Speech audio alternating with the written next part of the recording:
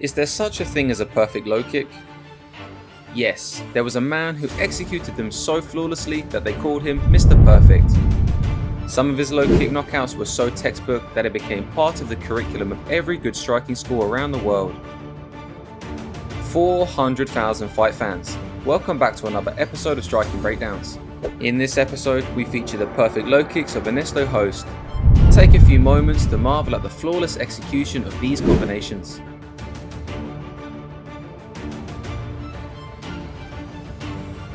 In elite striking, there is rarely an individual technique in isolation. That is, each strike is paired with something else. A right cross is often paired with a right kick. A left hook to the liver is often paired with the left hook to the head.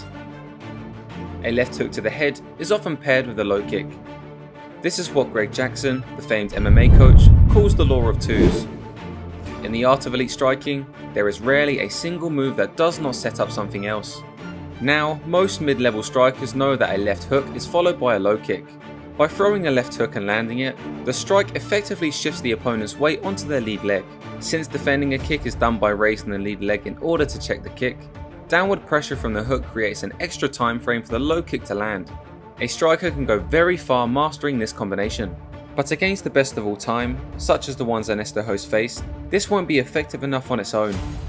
Pairing the left hook and the low kick together is a very commonly understood concept by experienced strikers, and they are very well trained to defend against it. So what's so special about Ernesto's low kicks then? What causes his opponents to raise their legs before he throws them? Why are his opponents so helpless, and why does he get away with so much commitment in his combination? The best strikers in the world mimic their strikes to look like one another.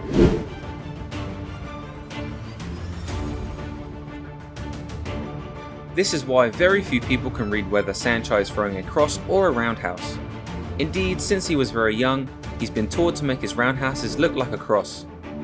When you can convince your opponent that you're throwing something other than what you're throwing, it's going to be a devastating attack when it lands. If your opponent isn't prepared to differentiate the small nuances, the only option is to take the shot when it comes. Notice how Hoost throws his liver shots, and how his opponent lifts their legs up when he does. When he throws the left hook to the body, Hoost is more than halfway into the position of a right low kick. So to an opponent who is already aware of this phenomenal low kick, it's likely to draw a check. Hoost leaves his weight forward and takes a 45-degree step to transition from the left hook into the low kick.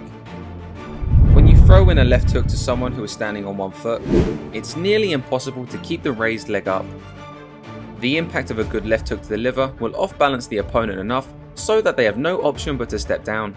On the way down, it becomes literally impossible to defend the low kick. Through his career, Hoost has shown this countless times. If the left hook to the head didn't draw a check, Hoost's liver shot often did. The opponent often thought they were checking a low kick, but for Hoost, he knew it was checkmate for them. When a checking leg is on the way down, it allows Hoost to slam his entire body weight into this kick. Hoost's left hook to the liver is indeed made to look like a low kick, so the check comes at the same time as him landing the liver shot. Then, when the opponent is in the most vulnerable position to eat the low kick, that's when it lands. The art of fighting is all about deception.